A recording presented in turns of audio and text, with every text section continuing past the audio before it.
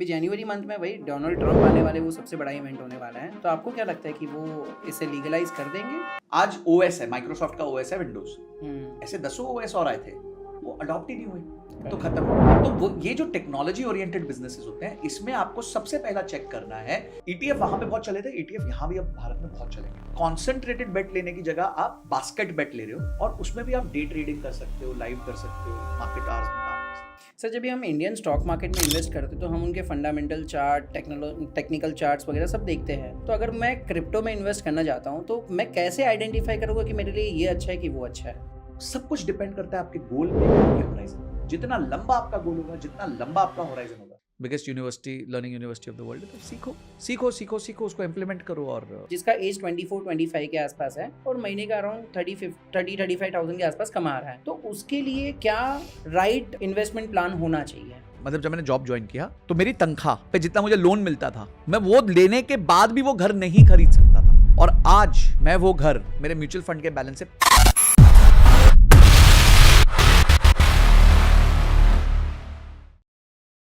Sanjay sir, welcome to our podcast. Second time आप आ रहे हो, सेकंड टाइम अपने टाइम का इन्वेस्टमेंट आप हमारे साथ दे रहे हो। Thank you so much. और आपको और आपके पूरे दर्शकों को न्यू ईयर की बहुत बहुत शुभकामनाएं। Thank you. तो सर, आपको क्या लग रहा है आज का जो आपका टाइम इन्वेस्टमेंट है, क्या वो प्रोडक्टिव होगा? देखो, हम तो आरओआई के बिना सोचते ही नहीं हैं। तो रिटर्न ऑन इन्वेस्टमेंट और रिटर्न ऑन टाइम इन्वेस्टमेंट, यही दो चीजें हैं। But we will make it very fruitful for the viewers. सब कुछ जबरदस्त, जो मेरे पॉइंट्स हैं, इन्फॉर्मेशन है, मेरी रीडिंग्स है, स्टडीज हैं, उसके बारे में जरूर शेयरिंग करेंगे। आज का हमारा थीम हमने वही रखा है सर कि 2025 में अगर किसी को फिनेंशियल प्लानिंग करनी हो तो किस तरीके से करनी चाहिए। तो we start with, first of all हम थोड़ा देखते हैं कि 2025 को आप किस तरीके से देखते हो, क्योंकि उसमें फिनेंशियल बहुत सारे अप डाउन्स आ रहे हैं। मतलब एक जगह पर हम ट्रेडिशनल देख रहे हैं, गोल्ड है, स्टॉक है, उसमें तो चल ही रहा है, लेकिन अभी क्रिप्टो बहुत ज्यादा बूम में है। तो पूरे एक साल को आप किस तरीके से देख रहे हो, ग्लोबल और इंडिया लेवल पे? मुझे ऐसा लगता है कि ये साल क्रिप्टो का साल हो सकता है। ये साल एक नई नई ऑफरिंग्स कॉइन्स का हो सकता है। तो क्रिप्टो की दुनिया में थोड़ी नज़र मैं भी बना के रखा हूँ। मैंने भी अपनी नज़र गाड़ी हुई है, मैं देख रहा हूँ उस सेक्टर को। बट मैं एक ही चीज़ सबको कहना चाहूँगा, अगर आप क्रिप्टो करना भी चाहते हैं जैसे मैं कर रहा हूँ, मेरे पूरे एसेट एलोकेशन का नॉट मोर देन 5%। ओके, ठीक है, कि अगर मैं 100 रुपये निवेश कर सकता हूँ तो मैं 5 रुपये से ज़्यादा मैं क्रिप्टो में नहीं निवेश करूँगा। 2025 is a year of crypto. Donald Trump आ रहे हैं, तो पॉलिसी लेवल पे बहुत सारे चेंजेस होंगे, और वो अमेरिका फर्स्ट की थीसिस पे चलते हैं, फिर वो किसी की नहीं सोचते। करेक्ट। तो वो एक बहुत बड़ा चेंज आने वाला है, जिसकी वजह से काफ़ी कंपनीज जो एक्सपोर्ट इंपोर्ट के बिजनेस में, उनको थोड़ा हर्ट हो सकता है। But apart from that he is also very pro crypto. तो उस वजह से मेरे को लगता है क्रिप्टो का साल बन सकता है, क्योंकि देश, दुनिया के सबसे बड़े देश के सबसे पावरफुल राष्ट्रपति है, तो ऑब्वियसली उनके कहने से काफ़ी कुछ फर्क पड़ जाता है। ट्रू। अभी जनवरी मंथ में वही डोनाल्ड ट्रंप आने वाले, वो सबसे बड़ा इवेंट होने वाला है। तो आपको क्या लगता है कि वो इसे लीगलाइज कर देंगे क्रिप्टो करेंसी को? देखिए, अब क्या है ना कि क्रिप्टो इतना बड़ा हो गया है, it is almost the 7th largest asset in the world. और आप बात कर रहे हो जैसे एप्पल, गूगल, इन सब के बाद, इन सब के लीग में, टॉप 10 में, वर्ल्ड में करीबन 7th नंबर पे आज क्रिप्टो आ रहा है।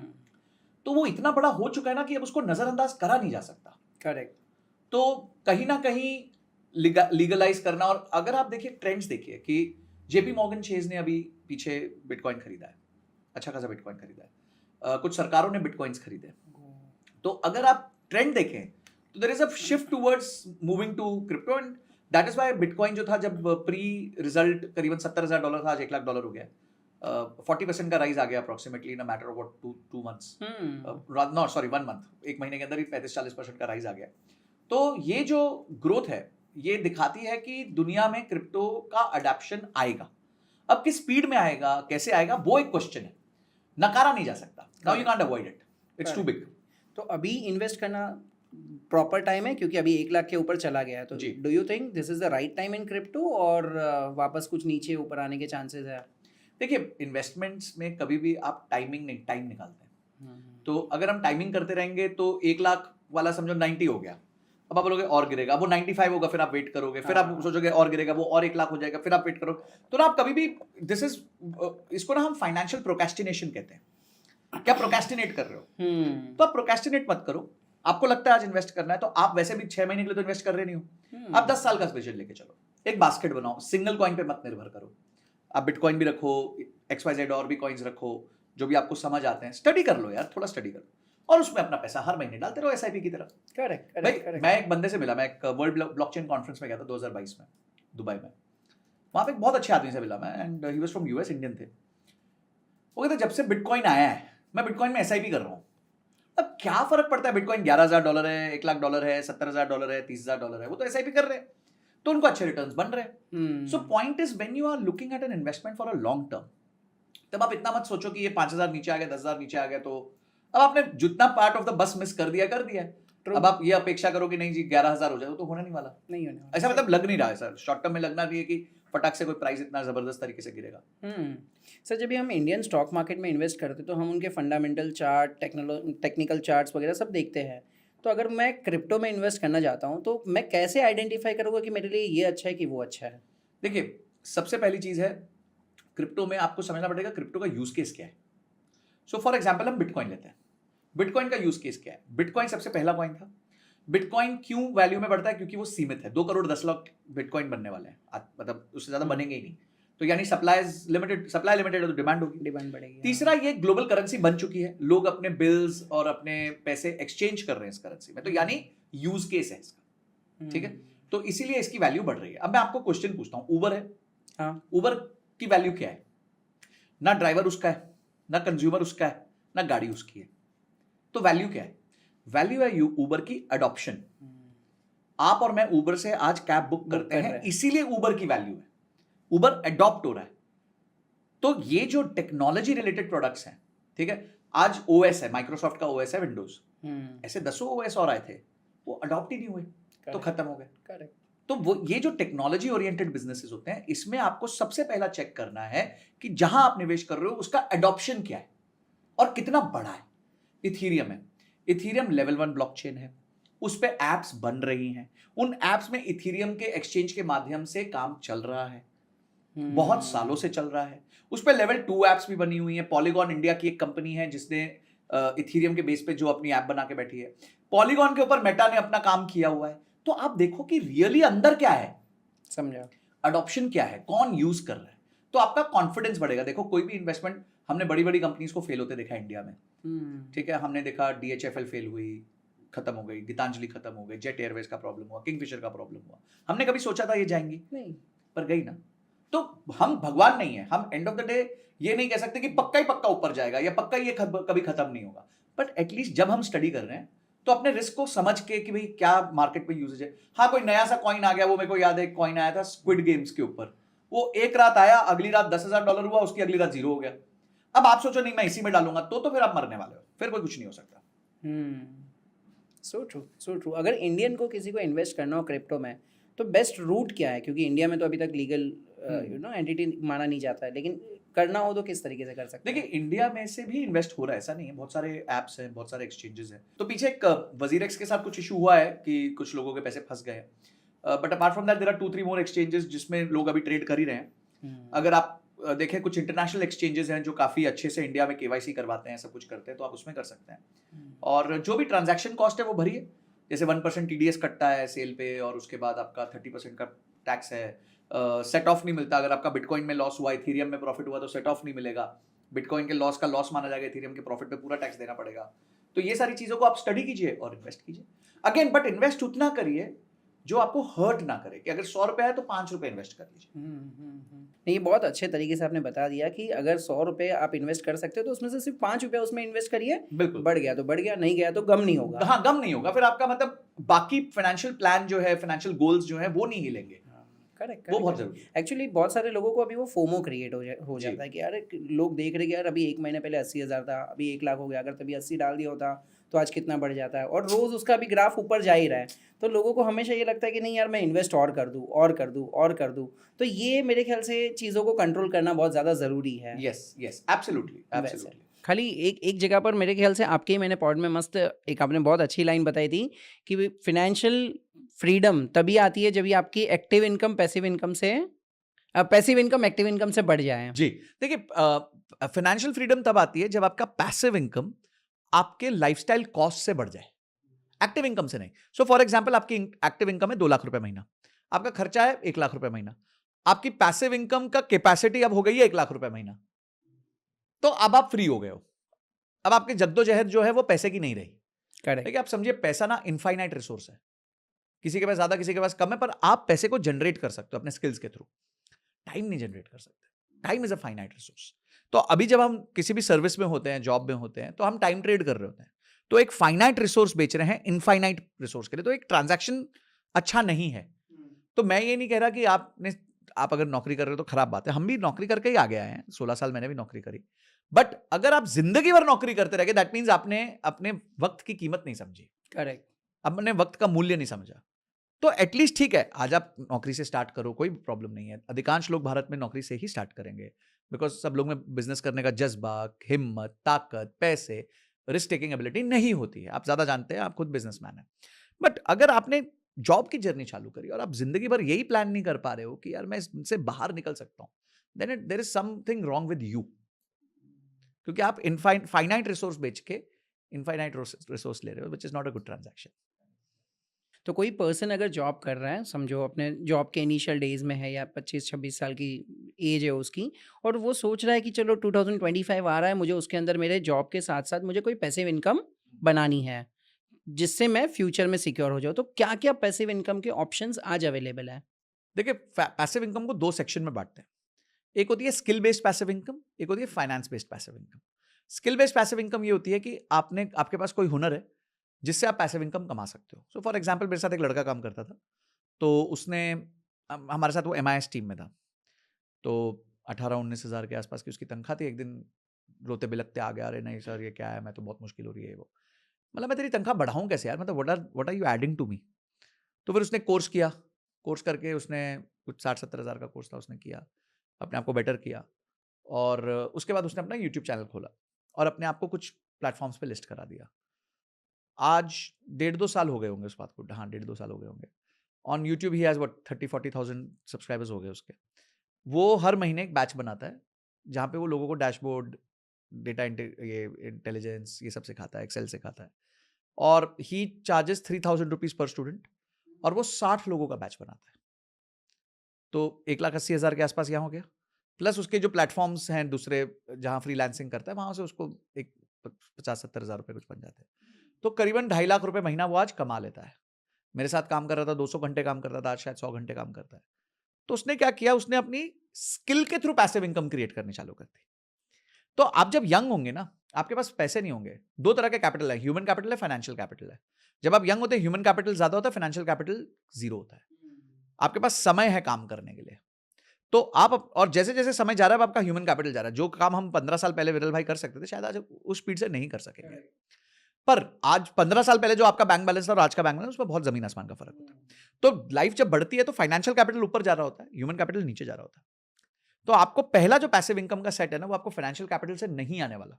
आपके अकाउंट में 25,000 रुपए है, चलो ठीक है, आपने बेस्ट पैसिव इनकम जनरेट कर ली, 10% साल का कर लिया, चलो 20% साल का कर लिया, तो भी 5,000 ही बनाओगे।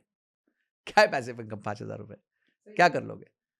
बट पॉइंट ये कि अगर उसी जगह आपने कोई स्किल सीख लिया और उस स्किल को मोनेटाइज कर लिया, तो उससे आप बेटर पैसिव इनकम कमा सकते हो। पैसिव इनकम वेल्थ से तब बनती है जब आपके पास मिनिमम 2 लाख, 5 लाख, 10 लाख रुपए होंगे, तो एक साइजेबल नंबर बन सकता है कि महीने का 10,000 रुपए बन रहा है, 15,000 बन रहा है, 5,000 बन रहा है, ऐसा कुछ नंबर बन सकता है। बट विद पैसिव क्या कहते हैं, स्किल बेस्ड पैसिव इनकम तो इनफाइनाइट बन सकता है। हाँ, करेक्ट, कुछ भी बन करेक्ट, सकता है। करेक्ट। नहीं, हमारे यहाँ पर भी बहुत सारे ऐसे लोग हैं, लाइक मैं अपनी टीम में भी बहुत बार बोलता हूँ कि आप अगर लेट्स से फॉर एग्जांपल मेरे यहाँ पर वीडियो एडिटिंग कर रहे हो, तो एक लेवल का ही आप काम कर पा रहे हो, एक काम करो, उसके साथ कुछ और भी चीज़ें सीख लो, तो आप एडिशनली हमारे लिए भी काम कर पाओगे और दूसरों के लिए भी काम कर बिल्कुल, पाओगे, तो बिल्कुल। लाइक उनके लिए Yes, इनकम जनरेट हो जाती है। तो yes. ये चीज़ तो बहुत अच्छी आपने बता दी कि स्किल बेस्ड पैसिव इनकम आप जनरेट कर सकते हो। इनफैक्ट जितने भी कॉलेज स्टूडेंट्स हैं, आज कितने सारे ऐसे कॉलेज स्टूडेंट हैं जिनको मैं इंटर्नशिप के लिए मैं बोलता हूँ कि भाई आप मॉर्निंग 7 to 12 कॉलेज जाते हो, लेकिन 12 बजे के बाद में कुछ ऐसी चीज़ खुद सीख लो और कंपनी में आज से काम करना चालू कर मैं जो लो। मेरा एडिटर है, he is hardly 18 years old, 17-18 years old, और वो अच्छा खासा पैसा कमा रहा है, मेरे साथ भी कमा रहा है, 5-6 जगह और एडिटिंग करता कमा रहा है। Correct, correct. तो हम तो सोच भी नहीं सकते थे कि उस उम्र में इतना पैसा बन जाएगा हमारे को। तो हम्म, आज वो अपॉर्चुनिटी है, बिकॉज टेक्नोलॉजी का वर्ल्ड है। अगर आप टेक्नोलॉजी रिलेटेड कोई स्किल सीख लो तो ये देयर। ये बहुत डिफरेंस हो गया ना। पहले एक होता था कि एक टाइम होता था कि आप ग्रेजुएशन तक तो कुछ हाँ, नहीं कुछ मत करो, करोगे ही नहीं। और अभी हम 18 साल के बाद में ये सब काम 18 कर में रहे तो हैं। 13-14 साल के बच्चों को देख रहा हूँ यार, जो तेज हैं, वो एआई एजेंसीज चला रहे हैं। मतलब I am so shocked positively obviously, because yes, कि किस लेवल पे वो लोग लेके चले गए हैं अपने True. स्किल्स को। True true true. So sir, आपका एक बहुत ही सिग्नेचर टॉपिक है जिसके बारे में आप हर पॉडकास्ट में बात करते हो और लोगों को सबसे ज़्यादा वही पसंद आता है। तो मैं भी एक हमारे ऑडियंस के लिए ये समझना चाहता हूँ कि ये एक होता है SIP और आप बात करते हो SWP। ये दोनों होते क्या है और दो में से बेहतर क्या है? देखिए, दोनों अलग चीजें हैं, दोनों के पर्पस अलग है। एसआईपी वेल्थ क्रिएशन है, एसडब्ल्यूपी वेल्थ कंजम्पशन है। तो आप वेल्थ क्रिएशन के फेज में हैं या वेल्थ कंजम्पशन के फेज में हैं, वो डिसाइड कर लीजिए। अगर आप यंग हैं तो there is nothing called age SWP for you right now. पहले आपको कॉर्पस चाहिए ना। भाई, पेड़ बड़ा ही नहीं होगा, पेड़ पे फल ही नहीं लगेंगे तो फल खाओगे कहां से? बोले नहीं सर, हम अभी पेड़ लगा रहे हैं पर लगाते ही हमारे को फल चाहिए, तो दैट इज नॉट पॉसिबल। तो पहले पेड़ लगाओ, पेड़ को बड़ा करो, पेड़ पे फल आने दो, उसके बाद उन फलों को खाओ। That is called SWP. जैसे वॉरेन बफे कहते हैं कि somebody is having shade today because somebody once decided to plant a tree। तो आप पहले अपना पेड़ थोड़ा सा बड़ा कर लो और उसके बाद फिर आप अपना उसमें से फल खा लो। तो दैट इज एसडब्ल्यूपी। तो एसडब्ल्यूपी उसके लिए ठीक है जिसका लाइफ में let's say he is become 40, 45, 50, 55, कुछ कॉर्पस जमा हो गया है, अब वो काम नहीं करना चाहते, एक्टिव काम उनका बंद हो गया है, अब उसमें से वो कंज्यूम करना चाहते हैं। That is for them. Passive income का सबसे बढ़िया सोर्स है एसडब्ल्यूपी। ये SWP करने का सही तरीका क्या है? मतलब मैं अगर लेट्स से फॉर एग्जांपल आज 30 की एज पे हूँ, मैं सोच रहा हूँ कि हाँ यार, महीने का मेरा इतना इतना SIP में जा रहा है और आई एम प्लानिंग कि भाई 40 की एज पे मुझे रिटायर होना है। ठीक है। तो उसके बाद मुझे विड्रॉ करना है, तो किस तरीके से विड्रॉ करना चाहिए और क्या प्रोसेस होना चाहिए? तो जो भी आपका कॉर्पस बनता है उसका ज्यादा से ज्यादा 0.5% पर मंथ विड्रॉ कर सकते हैं। तो आप रिवर्स वर्किंग कर लीजिए कि अगर आपको लगता है कि आपको 10 साल बाद 50,000 रुपए महीना विड्रॉ करना है, तो दैट मीन्स आपका कॉर्पस 1 करोड़ का होना चाहिए, तभी आप 50,000 उसमें से विड्रॉ करेंगे। देखिए, कॉन्सेप्ट बड़ा सिंपल है। आपने एक कॉर्पस क्रिएट किया, अब वो कॉर्पस एक म्यूचुअल फंड में रखा हुआ है, अब वो कॉर्पस फिर भी कंपाउंड करेगा, पर हो सकता है कोई साल वो ऊपर जाए, कोई साल नीचे जाए, वो तो लॉन्ग टर्म में एक अच्छी कंपाउंडिंग देता है। अब आप उसमें से विड्रॉ कर रहे हैं, तो your withdrawal rate has to be less than your compounding rate. अगर आपका पैसा 10% पे ग्रो कर रहा है और आप 6% विड्रॉ कर रहे हो, तो आप सेफ हो। तो हर साल 4% बच जाता है, वो 4% वापस प्रिंसिपल में जुड़ जाएगा और आपका प्रिंसिपल बड़ा होता रहेगा, बड़ा होता रहेगा, बड़ा होता रहेगा, बड़ा होता रहेगा। तो ये एक यूनिक इक्वेशन है इस दुनिया की, जहां पे आप खा भी लोगे और उसके बाद बचा भी लोगे और बढ़ा भी लोगे। तो ये तीनों चीजें आप ये एसडब्ल्यूपी से कर सकते हो, अगर आप अपना विड्रॉल रेट अपने कंपाउंडिंग रेट से कम रखोगे तो आइडियली अगर आप 6% के आसपास 5 से 6% का विड्रॉल रेट रखते हो तो यू गुड। और कॉर्पस का टारगेट क्या रखना चाहिए? अगर किसी भी पर्सन को ऐसा है कि रिटायरमेंट के टाइम पे मेरे पास इतना पैसा तो होना चाहिए और मेट्रो सिटीज़ में रहते हैं, तो क्या एक आइडियल अमाउंट है जो उनको ऐसा होना चाहिए कि हाँ यार, इतना कॉर्पस अमाउंट हो जाएगा तो उस दिन मैं रिटायरमेंट ले लूँगा? देखिए, वो नंबर डिपेंड करता है आपके कॉस्ट पे, आप कितना खर्चा करते हैं। सो फॉर एग्जाम्पल, आज आपका खर्चा 50,000 रुपए महीना है और आप चाहते हो कि आप 1 साल बाद 10 साल बाद रिटायर हो जाओ, तो 10 साल बाद यही 50,000 रुपए महीना 1 लाख रुपए महीना हो जाएगा बिकॉज ऑफ इन्फ्लेशन। अब 1 लाख मतलब इंटू 12 12 लाख हो गया। तो 12 लाख अगर आपका है तो करीबन 2.5 से 3 करोड़ रुपए आपके पास होगा, तब जाके आप रिटायरमेंट ले सकते हो। तब आप वो हमारी इक्वेशन में सेट हो जाओगे कि 4 से 5 6% के आसपास का विड्रॉल रेट रखोगे, तो आपका फिर भी कॉर्पस कभी खत्म नहीं होगा। और ये ना मिथ होती है कि एक व्यक्ति एक बार फ्री हो गया तो वो कुछ भी नहीं करेगा, ऐसा बहुत मुश्किल है। अगर एक व्यक्ति काम करता था, अपने आप को ग्रो कर सके, तो उसकी स्किल्स भी कंपाउंड हो जाती है। तो वो कंसल्टिंग कर लेगा, कोचिंग कर लेगा, कुछ छोटा बिजनेस कर लेगा, कोई दुकान डाल लेगा, कुछ भी कर सकता है। पर बिल्कुल फ्री रहने वाले तो मेरे को नहीं लगता, कोई बहुत रेयर को चांस है कोई मिलेगा। नहीं, ये बात तो सही है। कोई भी अगर इतने साल काम करेगा तो उसके बाद कोई भी अगर बोल देगा कि नहीं आपको हाँ, 100% आप खत्म नहीं कर सकते, बहुत मुश्किल है। हाँ, एक सवाल हर किसी के मन में रहता है कि अगर मुझे 2025 में इन्वेस्टमेंट करना है तो पैसा सबसे ज्यादा कहाँ पर बनने वाला है? देखिए, कहीं भी निवेश का एक ही मेजर होता है कि what is the government supporting. क्योंकि सरकार की जिस तरफ नजर है उसी तरफ सबसे ज्यादा पैसा फ्लो करेगा, बिकॉज हमारी सरकार सबसे बड़ा स्पेंड करती है हमारे देश में और कोई इससे बड़ा स्पेंड कर ही नहीं सकता। ट्रू। सरकार साल का करीबन करीबन 48 लाख करोड़ रुपए खर्च करती है। चलो 10 लाख करोड़ उसमें ब्याज है, तो 38 लाख करोड़ रुपए खर्च करती है। वो कहां कर रहे हैं? तो let's look at the allocation. सबसे बड़ा एलोकेशन है इंफ्रास्ट्रक्चर। तो इंफ्रास्ट्रक्चर में ऑब्वियसली जब एलोकेशन बहुत बड़ा है तो इंफ्रास्ट्रक्चर से रिलेटेड जितने भी बिजनेसेस है वो बहुत अच्छा करेंगे। Point number 1।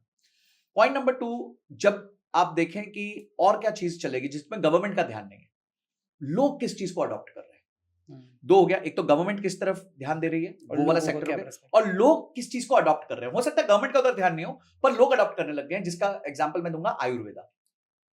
ठीक है, अब आयुर्वेदा जो है वो जबरदस्त है। मैं आपको एग्जांपल देता हूं, मेरे एक फ्रेंड की कंपनी है, listed company, and it's called Jeena Sikho life care, और काफी प्रसिद्ध डॉक्टर है वो, उनका चैनल भी बहुत फेमस है, मनीष ग्रोवर जी।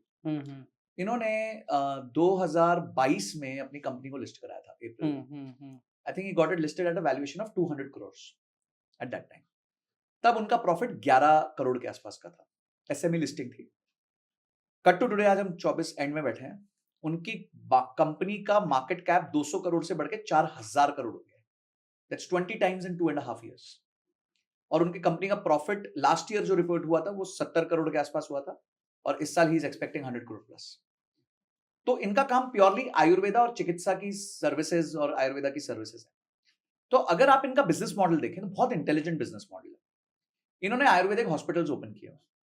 अब आपको मैं मजेदार बात बताता हूं, एक नॉर्मल हॉस्पिटल जब खुलता है तो एक बेड पे 1 करोड़ रुपए लगता है। ऐसा नहीं कि बेड खरीदने का करोड़ रुपए लगता है, मतलब जो पूरा इंफ्रास्ट्रक्चर कॉस्ट लगा है उसको अगर आप नंबर ऑफ बेड से डिवाइड कर दे तो 1 करोड़ रुपया पर बेड लगता है। तो अगर 200 बेड का हॉस्पिटल है तो 200 करोड़ लगेगा। करेक्ट। आयुर्वेदा में वो 4 लाख रुपए लगता है। तो आपका केपेक्स ही खत्म हो गया। आप तो सीधा सीधा 125th पे आ गए, तो आपका केपेक्स ही नहीं लगा, तो अब आपकी रिटर्न एक्सपेक्टेशन कम होगी। ट्रू, ठीक है जी। तो ब्रेक इवन जल्दी आ जाता है। दूसरी चीज है, कुछ साल पहले तक जो आयुर्वेदा था वो मेडिकल इंश्योरेंस से रीपे नहीं होता, अब होने लग गया है। आप आयुष के अंडर वो ले सकते हो, एड ऑन ले सकते हो, जिसमें आयुर्वेदा है, यूनानी है, योगा है, शिरोधरा, ये आयुष का फुल फॉर्म। तो इसके तहत अब इंश्योरेंस कंपनीज अगर आप आयुर्वेदा की चिकित्सा लेते हो तो आपको पे करती, ठीक है। तीसरी चीज ये है कि पहले गवर्नमेंट ऑर्गेनाइजेशंस जितनी भी थी, जैसे ओएनजीसी हो गई, बीपीसीएल, एचपीसीएल, ये सब हो गए, तो इनके एम्प्लॉइज का जो एम्पैनल्ड हॉस्पिटल्स थे वो सिर्फ यही होते थे, बड़े वाले। अब ये भी होने लग गए हैं, आयुर्वेदा वाले भी होने लग गए। तो वो मॉडल इतना जबरदस्त इवॉल्व हुआ बिकॉज गवर्नमेंट के वहां पे सपोर्ट आ गई और लोगों का अडॉप्शन आ गया। करेक्ट। तो जैसे लोगों का अडॉप्शन आया कि नहीं हमें भी आयुर्वेदा, हमें भी हेल्थ, हमें भी वेलनेस और खाना खा के दवाई नहीं खानी, जब वो लेवल का अडॉप्शन आया तो ऑटोमेटिकली देखिए आप एक बिजनेस कितना जबरदस्त फ्लो कर गया। तो लोगों का अडॉप्शन किस स्पेस में है वो देखिए। नेक्स्ट है डिफेंस। अगेन इंडिया का डिफेंस की तरफ बहुत जबरदस्त वो है।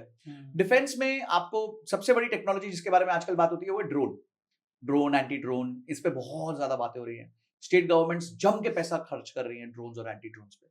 तो ये इसमें क्या फायदा होगा? इसमें ऑब्वियसली जो ड्रोन मैन्युफैक्चरिंग कंपनीज हैं, ड्रोन सर्विसेज कंपनीज हैं, उनको बहुत फायदा होने वाला है। उसके अलावा जो पूरी दुनिया जिस तरफ देख रही है वो है एआई, ठीक है। तो एआई को आप डेफिनेटली रखिए। एआई बेस्ड कोई भी अगर आप एजेंसी ओपन करते हैं, एआई बेस्ड कोई भी बिजनेस होता है, तो उसमें रेवेन्यू और प्रॉफिटेबिलिटी के चांसेस बहुत ज्यादा है। अगला ईवी है, तो ईवी पे सबकी नजर बनी हुई है, ठीक है। आज इंडिया में 12 घरों में से एक घर में गाड़ी है। Only 1 out of 12 houses in India have a car. Only 4 crore passenger vehicles are there in India.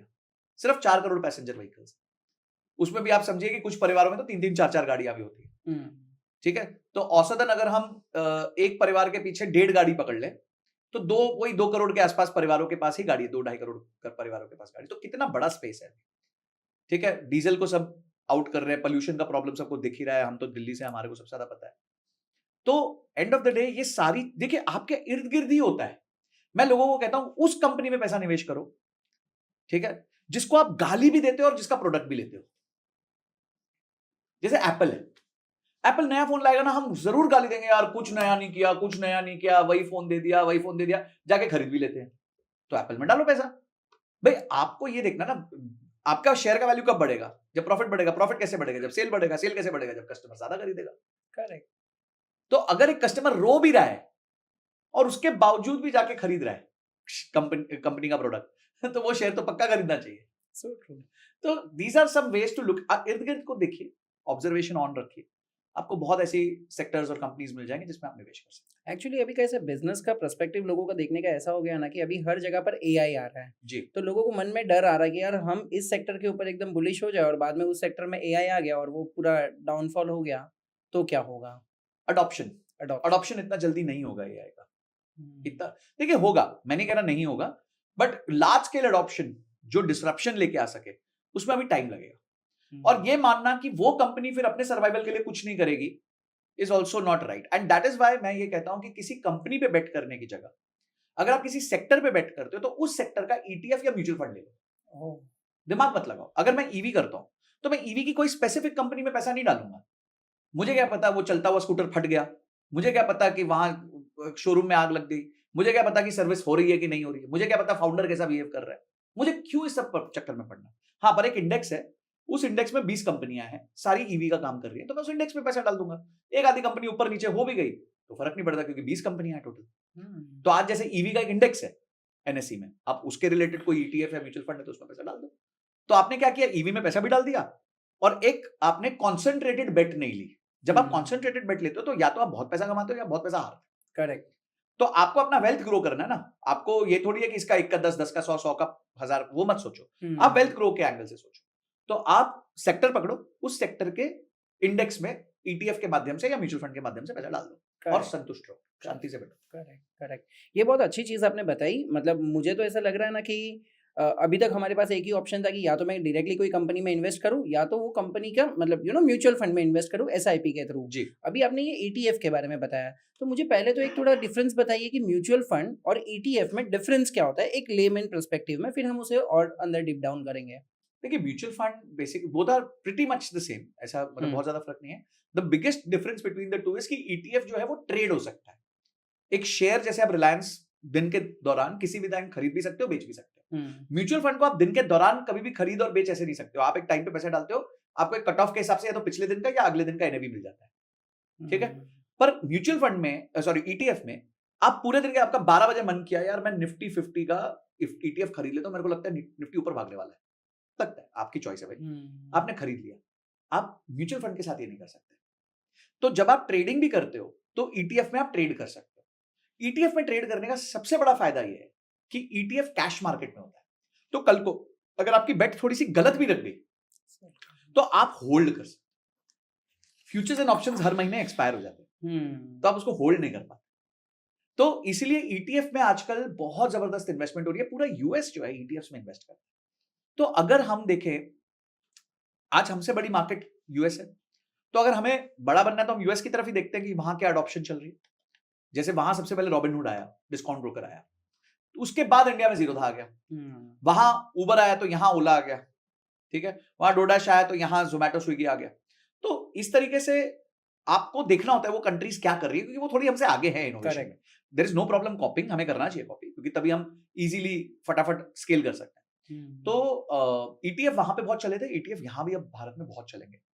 एक वो माध्यम बनेगा कि कॉन्सेंट्रेटेड बेट लेने की जगह आप बास्केट बेट ले रहे हो, और उसमें भी आप डे ट्रेडिंग कर सकते हो, लाइव कर सकते हो, मार्केट आवर्स में काम कर सकते हो। तो ये फर्क है ईटीएफ।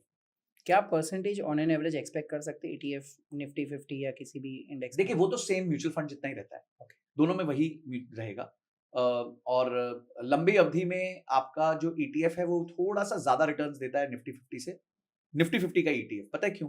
क्योंकि क्या होता है कि निफ्टी 50 की कंपनीज डिविडेंड देती है, तो वो डिविडेंड जो है ईटीएफ में री इन्वेस्ट हो जाता है, और क्योंकि वो री इन्वेस्ट होता है तो वो कंपाउंडिंग फिर से थोड़ी सी ज्यादा लगती है। तो अगर 10 साल में समझो निफ्टी ने आपको 2 गुना रिटर्न दिया है या 3 गुना दिया है, तो वो 3 गुना से थोड़ा सा ज्यादा दे देगा, 3.3 टाइम्स दे देगा। तो निफ्टी, देखिए, अपेक्षा तो हम हमेशा ये रखते हैं कि 10 से 12% रिटर्न निफ्टी हमारे को एक लंबी अवधि में 10, 12, 15 साल के होराइजन में देगा ही देगा।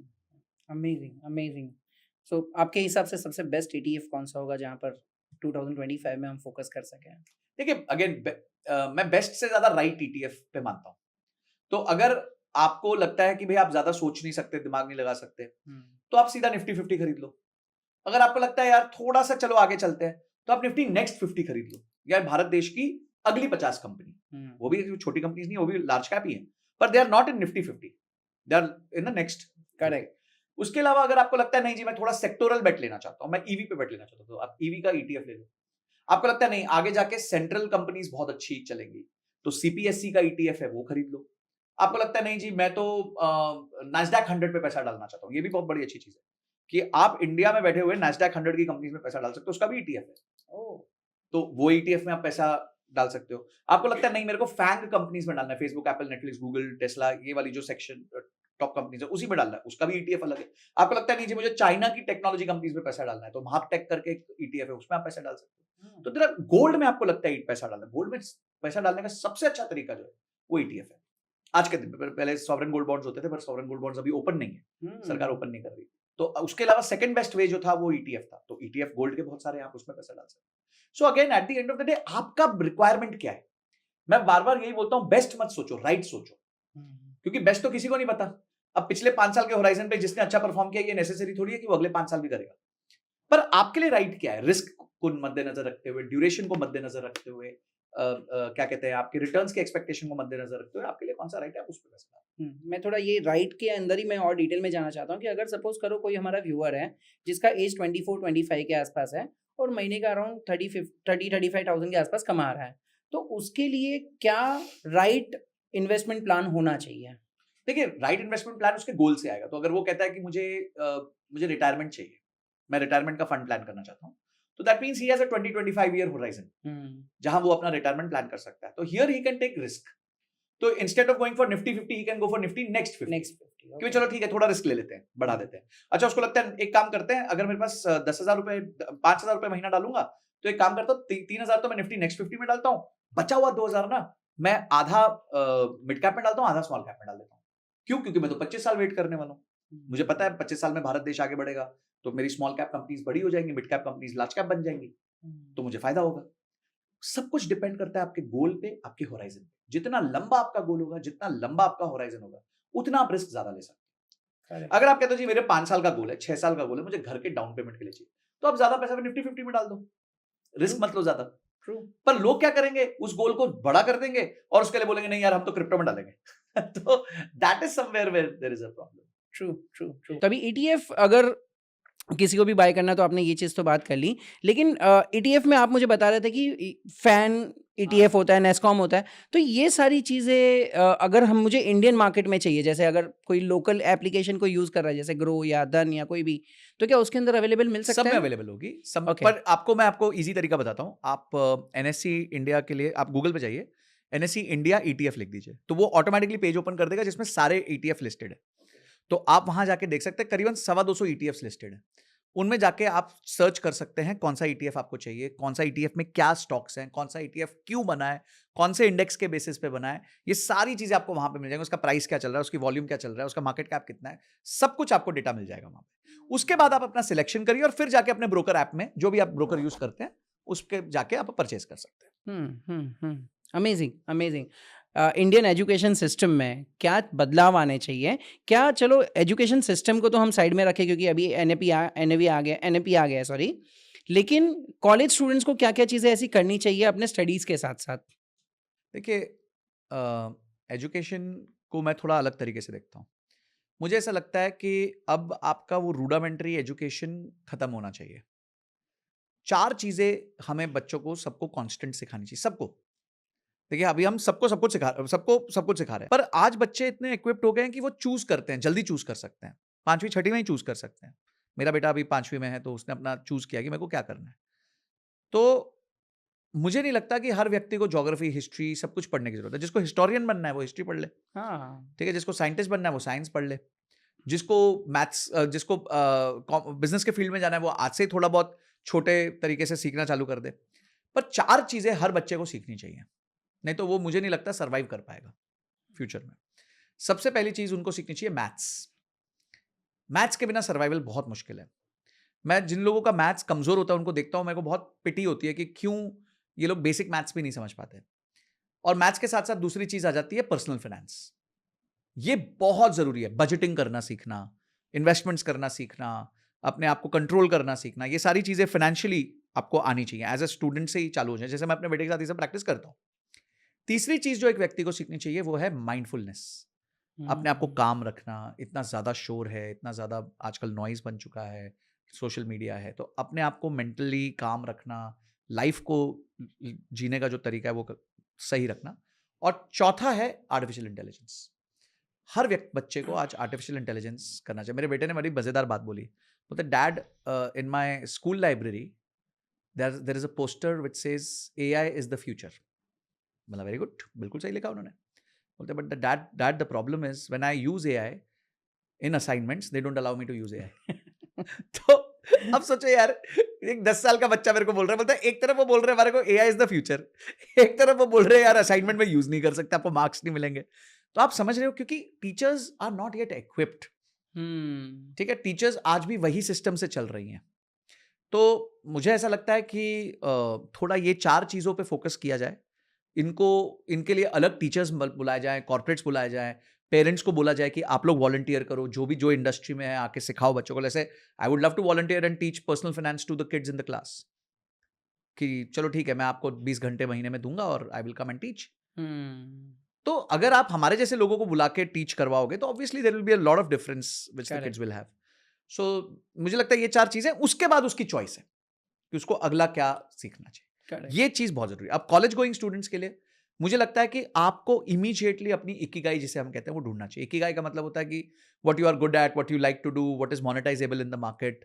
ठीक है, जो मार्केट में किस चीज़ की डिमांड है, ये सब चीज़ों का जो मिक्सचर होता है वो आपका इकिगाई होता है। वो एक वो पॉइंट होता है जहाँ पे आप सेटिस्फाइड फील करते हो और आप पैसा भी बना सकते हो, आप अपना भौतिक जीवन और आप अपना स्पिरिचुअल लाइफ दोनों बहुत अच्छे से जी सकते हो।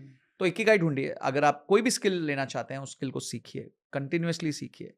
पहले कोर्सेज बहुत महंगे होते थे, आज कोर्सेज बहुत सस्ते हो गए हैं, कुछ चीज़ें तो फ्री हो चुकी हैं। यूट्यूब तो टोटली फ्री है, biggest university, learning university of the world. तो सीखो सीखो सीखो सीखो, उसको इम्प्लीमेंट करो और पैसे बनाओ। Don't just depend on college studies, मतलब ये कॉलेज एक्सपेक्ट मत करो कि टीवाई के बाद कम। बहुत बड़ी बेवकूफी है अगर आप प्योरली कॉलेज स्टडीज पे डिपेंड कर रहे हैं, तो it's you are one step away from poverty. मतलब मैं बहुत लोगों को मिलता हूँ, मतलब यहाँ पर मुंबई में तो इतनी सारी कॉलेजेस हैं, हमारे वर्कशॉप्स वहाँ पर होते हैं, तो मैं बहुत लोगों को मिलता हूँ टीवाई तक, लास्ट ईयर तक लोग एक्सपेक्ट करते हैं कि नहीं यार मुझे वो डिग्री मिलेगा और डिग्री लेके मैं किसी कंपनी में जाऊँगा और वहाँ पर मुझे वो रेड कारपेट लेके बुलाएंगे। वो जमाना गया मेरे ख्याल से। वो खत्म हो गया। वो टेस्ला वाले तो इलॉन मस्क तो बोलते हैं मैं तो अब डिग्री देखता भी नहीं हूँ, हम तो हैंड्स ऑन एक्सपेरिमेंट देते हैं, अगर कर लिया तो ठीक, नहीं किया तो ठीक। करेक्ट, हमें क्या अचार डालना डिग्री का। सही बात है, सही बात है। अभी आप बीच में एआई एजेंसीज के बारे में बात कर रहे थे कि आज 13-14 ईयर के बच्चे भी सब एआई एजेंसीज में जा रहे हैं, तो थोड़ा इसको बताइए कि ये क्या होता है और लोगों को अगर स्टार्ट करना तो कैसे कर सकते हैं? देखिए, एआई एजेंसी का मतलब ये होता है कि you know a skill which others don't know but they require it. ठीक है, यही एक एजेंसी काम करती है। अगर आप डिजिटल मार्केटिंग एजेंसीज की बात करें तो डिजिटल मार्केटिंग एजेंसीज क्या करती हैं? आपको डिजिटल मार्केटिंग आता नहीं है तो वो आपको उसमें सपोर्ट कर देती हैं और उसका वो आपसे पैसा लेती हैं। सो बेसिकली हम इसको कहते हैं इंफॉर्मेशन आर्बिट्राज, कि उनके पास कोई ऐसी इंफॉर्मेशन है या ऐसी स्किल है जो आपके पास नहीं है पर आपको उसकी जरूरत है, इसलिए आप उसको पे कर रहे हो।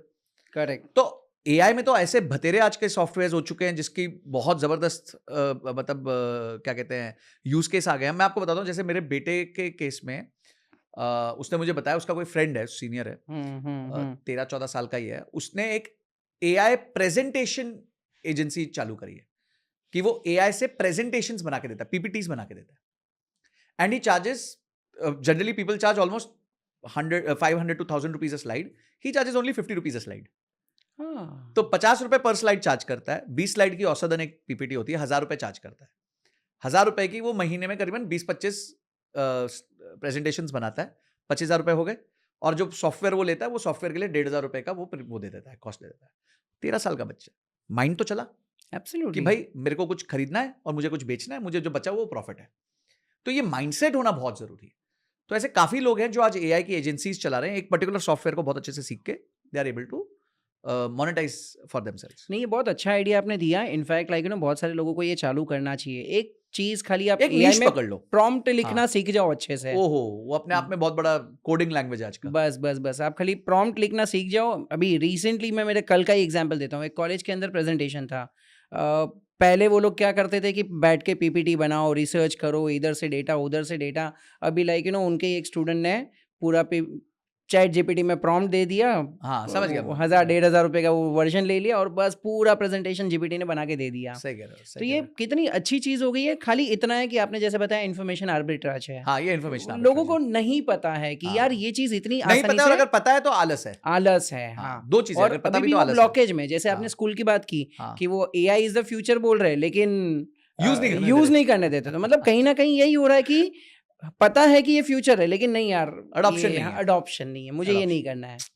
So true. सो ये एजेंसीज और जितने भी एआई बेस्ड बिजनेसेस हो रहे हैं, आपको क्या लग रहा है ये बहुत ज्यादा जल्दी चेंज हो रहा है, तो हमें क्या उसके ऊपर अभी इन्वेस्ट करना चाहिए या उसको देखना चाहिए फ्यूचर में? देखिए इन्वेस्ट तो मुझे लगता है कि आज से ही चालू कर देना चाहिए। देखिए क्या होता है, हम्म। इन्वेस्टमेंट है ना, आप कभी भी 100% करेक्ट नहीं हो सकते अपनी इन्वेस्टमेंट्स में। Hmm. Investment is a learning. आज अगर हम वीसीज की बात करें, प्राइवेट इक्विटी की बात करें, तो वो खुद कहते हैं कि हमारा स्प्रे एंड प्रे अप्रोच है। स्प्रे एंड प्रे का मतलब क्या है कि आपने छिड़क दिया और फिर भगवान से प्रे कर रहे हो कि कुछ चल जाए। और ये माना गया वीसी वर्ल्ड में कि 10 में से एक ही इन्वेस्टमेंट चलती है, बाकी 9 मर जाती हैं। बट वो जो एक चलती है फिर उसमें डबल इन्वेस्टमेंट होती है, क्योंकि अब समझ आ जाता है यार ये 10 घोड़ों पे बेट लगाई थी, ये चल पड़ा, अब इस पे डबल बेट लगानी है। तो वो ये बात का दुख नहीं मनाते कि मेरी 9 में पैसे चले गए, वो ये बात बोलते हैं अब इसको और इतना बड़ा कर दो कि बाकी 9 का लॉस भी अपन कवर कर लें। तो जब भी आप इन्वेस्टमेंट करेंगे तो आप हमेशा 100% राइट हों, ये पॉसिबल है ही नहीं, इट इज इम्पॉसिबल। तो आप पहला कदम रखिए, अगेन कैपिटल उतना डालिए जिसको खोने का गम ना हो, और उससे आप निवेश करना चालू करिए। और अगर आपको बहुत डर लगता है, आप कॉन्सेंट्रेटेड बेट मत लीजिए, आप बास्केट बेट लीजिए, आप ईटीएफ्स खरीदिए, आप म्यूचुअल फंड्स खरीदिए जो बास्केट में पैसा डालते हैं और जो चर्न करते रहते हैं उस बास्केट को। Correct, correct, correct, correct. Amazing. Sir, mutual fund की अगर हम बात करें तो म्यूचुअल फंड स्टार्ट करने के लिए लोगों को कन्फ्यूजन होता है कि क्या अमाउंट से स्टार्ट करें, कैसे सिलेक्ट करें।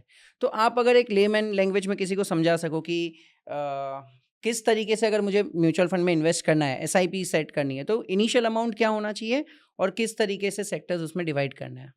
देखिए starts with goal. Every time I will say this, it starts with the goal.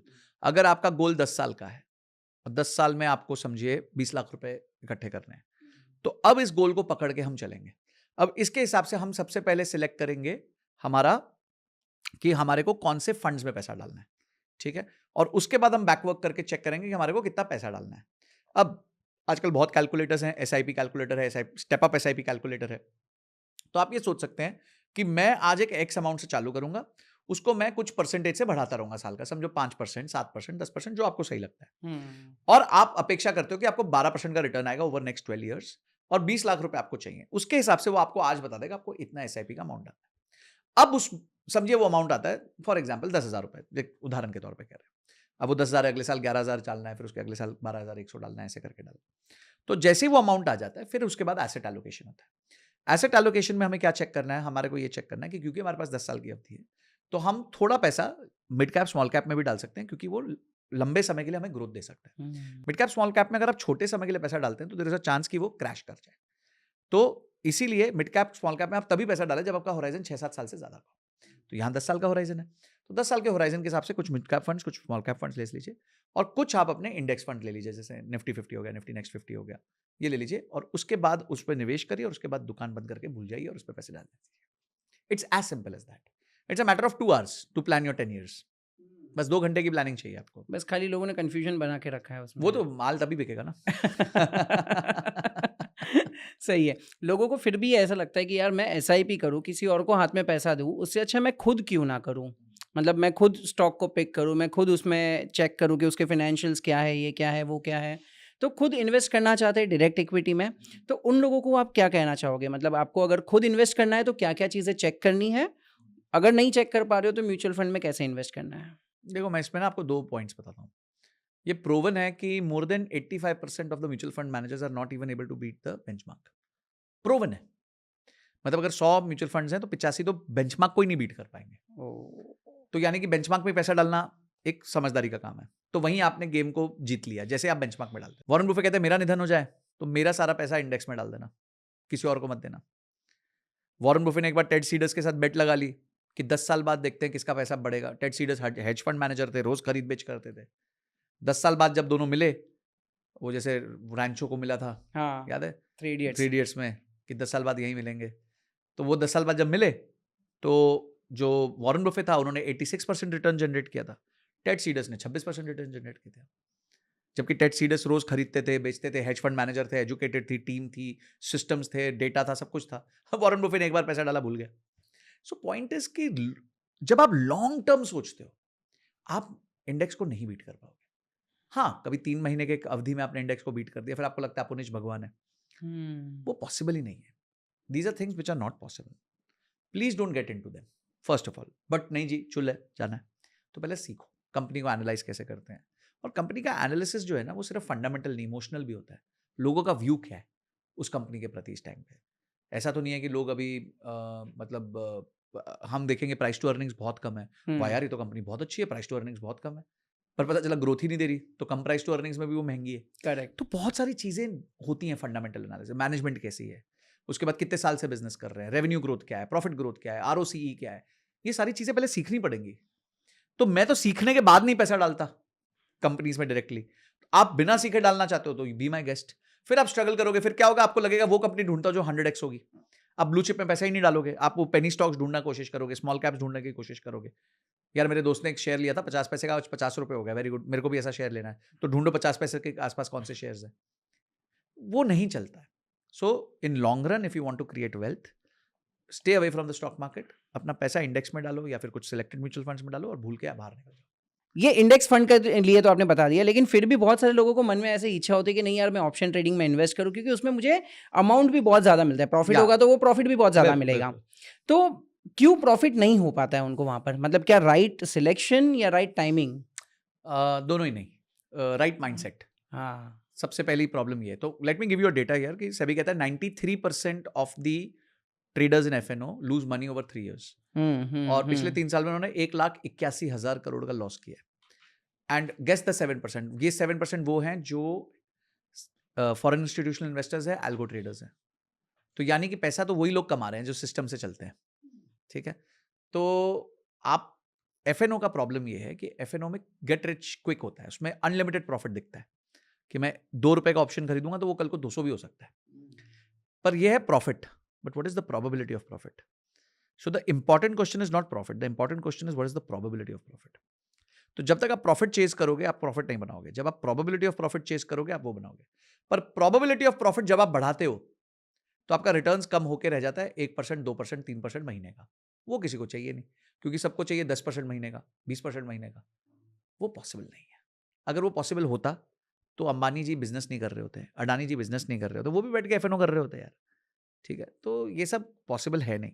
हाँ, क्या पॉसिबल है वो मैं बताता हूँ। आप इसमें शिक्षा ले सकते हो, सीख सकते हो, और कुछ पोर्शन अपने कैपिटल का, वही 100 रुपए का 5 रुपए सिस्टम, गया तो गम नहीं है, गया तो गम नहीं, और उस पर आप ट्रेडिंग स्टार्ट कर सकते हो। हाँ, मैं ये नहीं कह रहा कि सब ऐसे होंगे जो पैसा लॉस करेंगे, कोई एक सीख के।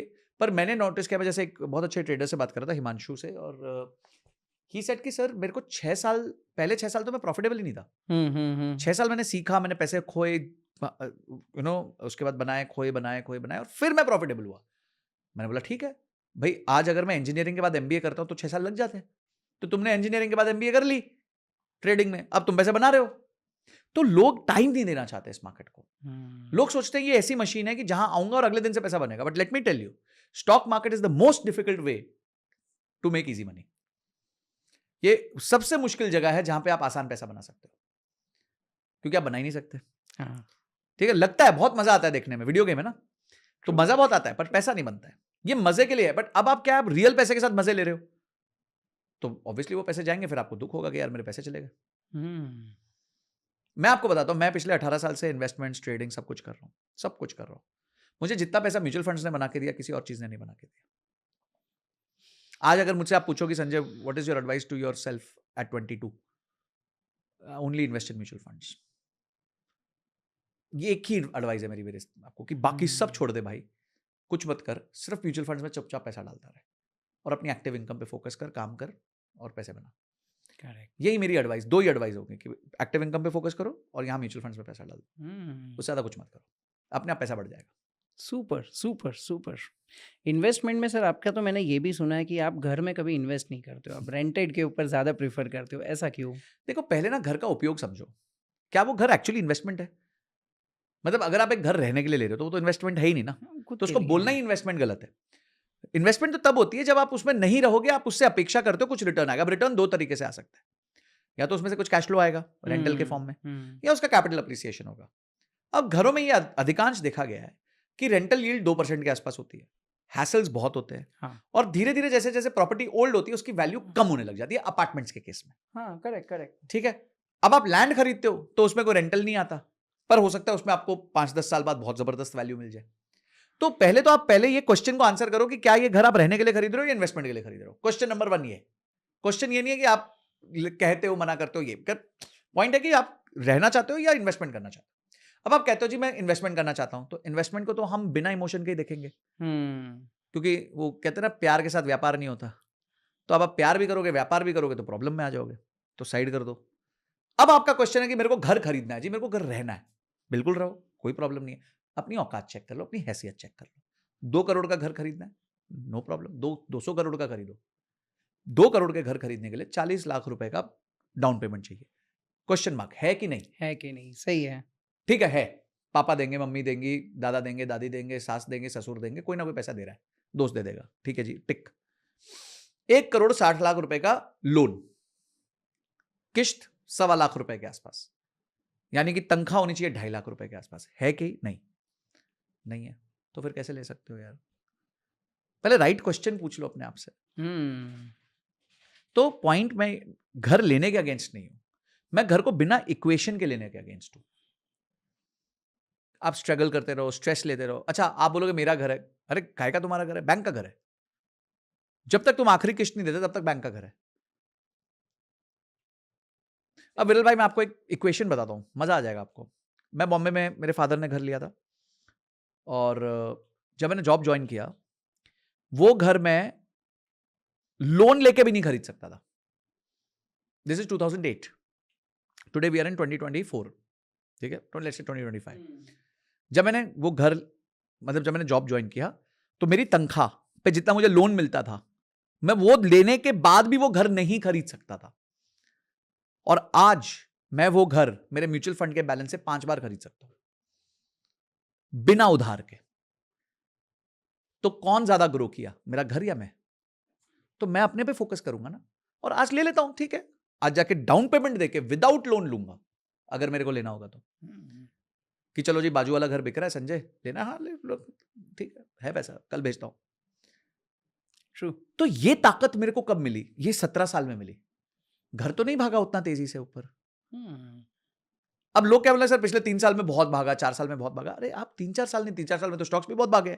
आप 20 साल देखो, 15 साल देखो, और यही दिमाग नहीं चलता लोगों का लॉन्ग टर्म इन्वेस्टमेंट। आपको एक मजेदार डेटा बताऊं, अगर 100 लोग म्यूचुअल फंड में निवेश करते हैं, तो आपको क्या लगता है कि 5 साल के बाद कितने लोग रह जाते होंगे उसमें से एसआईपी में?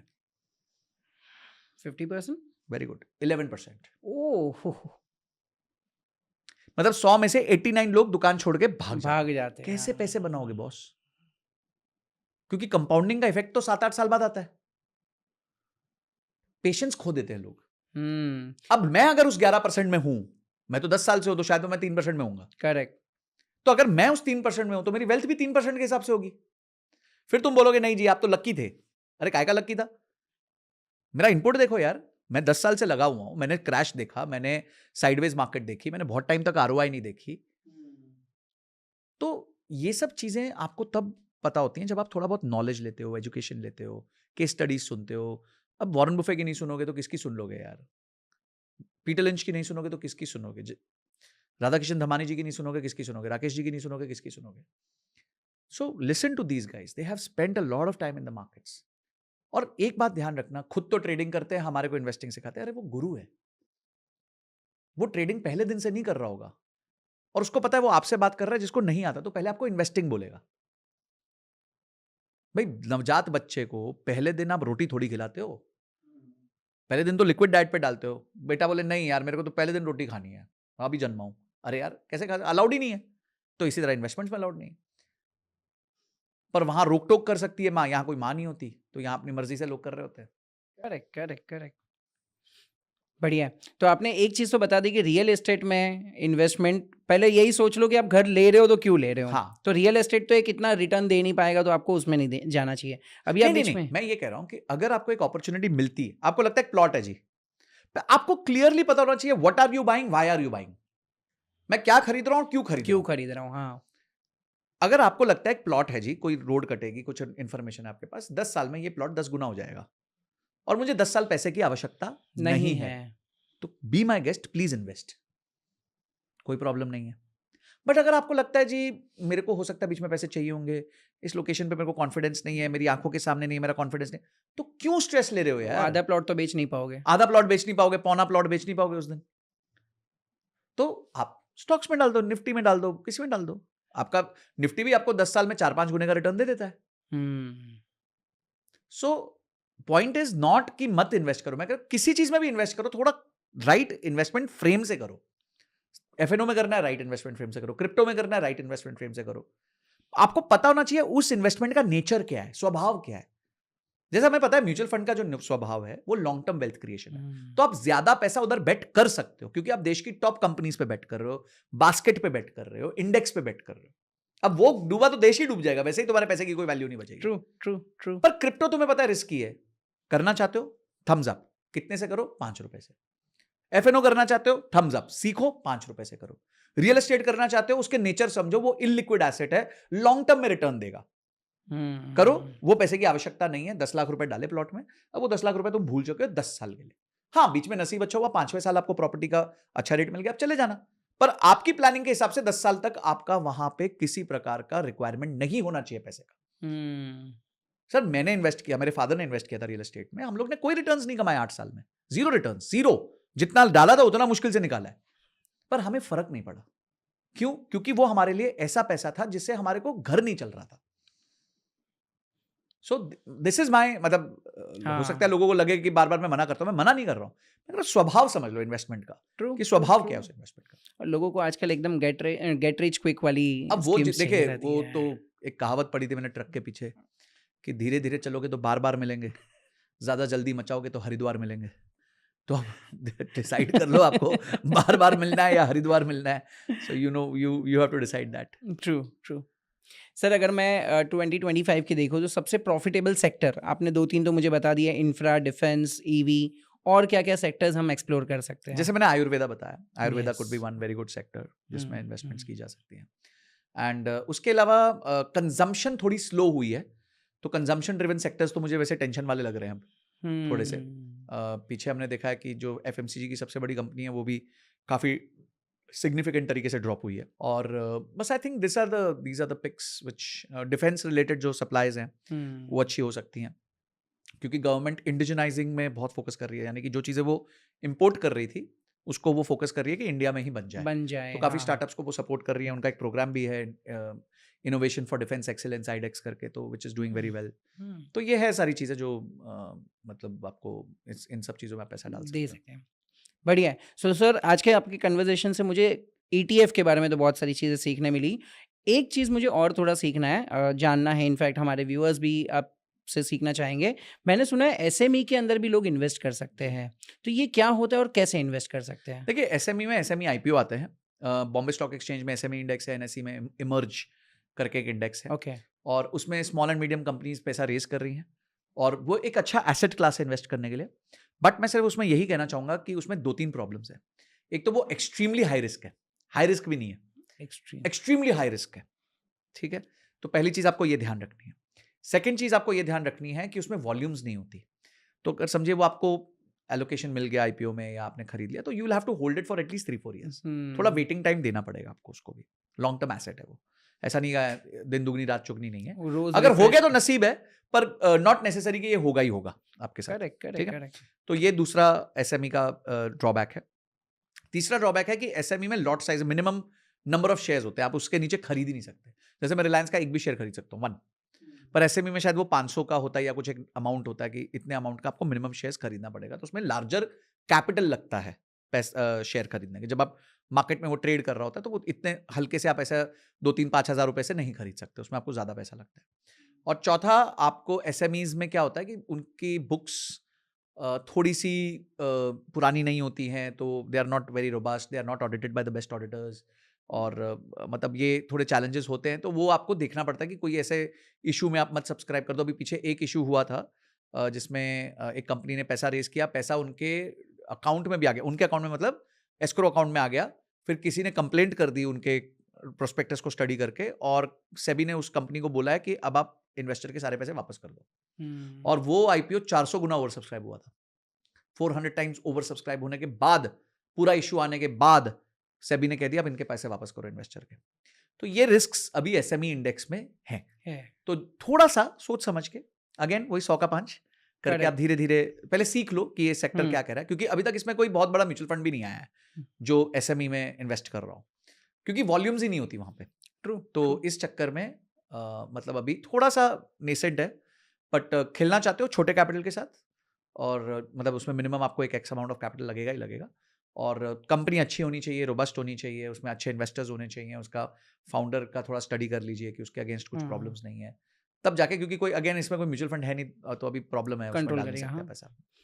मेरा मन वही था कि एज अ बिजनेस पर्सन मुझे कैसे पता चलेगा कि मेरी कंपनी एसएमई या आईपीओ के अंदर अप्लाई कर सकती है कि नहीं, उसके लिए क्या क्या पैरामीटर्स रहेंगे एज अ ठीक है, बिजनेस पर्सन? अगर आपको एसएमई आईपीओ में अप्लाई करना है as a business, you want to list, तो सबसे पहली चीज आपको ये देखनी है कि आपका कुछ 3 साल की अवधि मिनिमम होती है, तो वो पूरी हो जानी चाहिए।